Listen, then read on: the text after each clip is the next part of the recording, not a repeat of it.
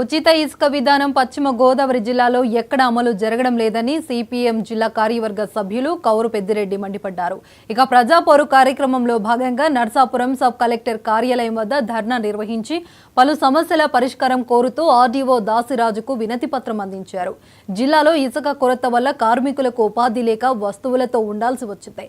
ఇక కూటమి ప్రభుత్వం వచ్చి 4 నెలలు గడుస్తున్నా నిరుద్యోగ వృత్తి, ఉపాధి కల్పన వంటి ప్రధాన హామీలు నేటికి అమలు చేయలేదని పెద్దరాజు మండిపడ్డారు.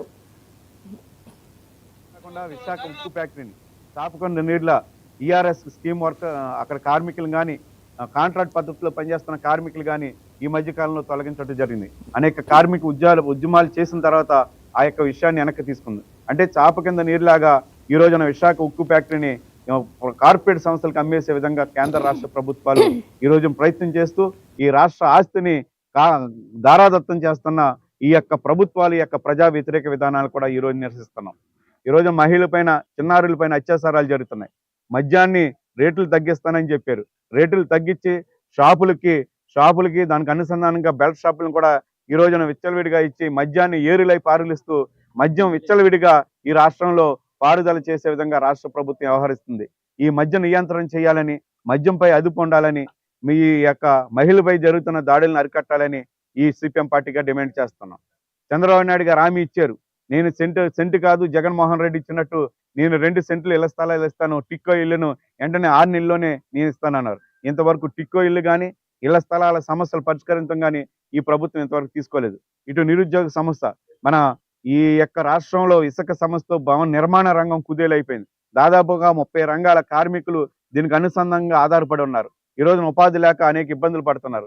ఇసుక విధానంలో ఈ యొక్క ఆన్లైన్ విధానం తీసుకొచ్చి మ్యాన్ లైన్ పద్ధతి ద్వారా, మ్యాన్ లైన్ విధానం ద్వారానే ఇసుకని సామాన్య ప్రజలకు అందే విధంగా చేసి ఇసుక ద్వారా ఈ యొక్క ఉపాధి కల్పించాలని ఈ ప్రభుత్వాన్ని కూడా డిమాండ్ చేస్తూ ఈ సిపిఎం పార్టీగా ఈ ప్రజా పేరుతో ఈ రకంగా ధర్నా నిర్వహిస్తున్నాం. అదే కాకుండా విశాఖ ఉక్కు ఫ్యాక్టరీని చాపకొండ నీళ్ళ ఈఆర్ఎస్ స్కీమ్ వర్క్ అక్కడ కార్మికులు కానీ కాంట్రాక్ట్ పద్ధతిలో పనిచేస్తున్న కార్మికులు కానీ ఈ మధ్య కాలంలో తొలగించడం జరిగింది.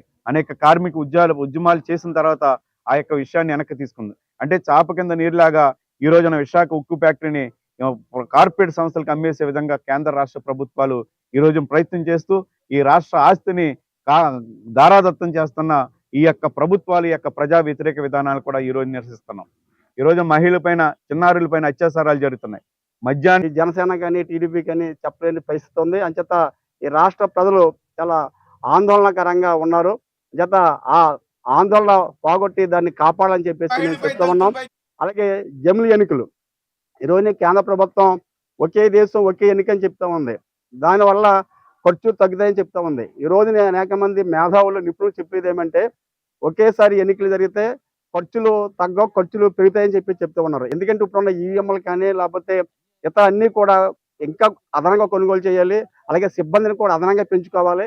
ఒకేసారి ఎన్నికల వల్ల ఖర్చు ఏమాత్రం తగ్గదని చెప్పేసి చాలా మంది మేధావులు చెప్తున్నారు.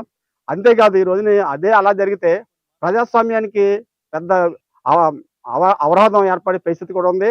అలాగే మనది ఫెడరల్ స్ఫూర్తి, అంటే బలమైన కేంద్రం, బలమైన రాష్ట్రాలు, ఇటువంటి ఫెడరల్ స్ఫూర్తి అది దెబ్బతినే ప్రమాదం కూడా ఉంది. అలాగే అనేక ప్రాంతీయ పార్టీలు ఉన్న మన దేశంలో ఆ ప్రాంతీయ పార్టీలు ఉనికి కూడా కోల్పోయే ప్రమాదం ఉంది. ఈ జమిలి ఎన్నికల వల్ల ఈ దేశానికి ఏ రకమైన ప్రయోజనకరం కాదు. మొత్తం ఒక అధ్యక్ష తరహా పాలన అందించడానికి ఉపయోగపడదు తప్ప ప్రజాస్వామ్యానికి ఉపయోగపడదు. అంచేత ఆ నిర్ణయాన్ని ఉపసంహరించాలి ఈ జనసేన కానీ, టీడీపీ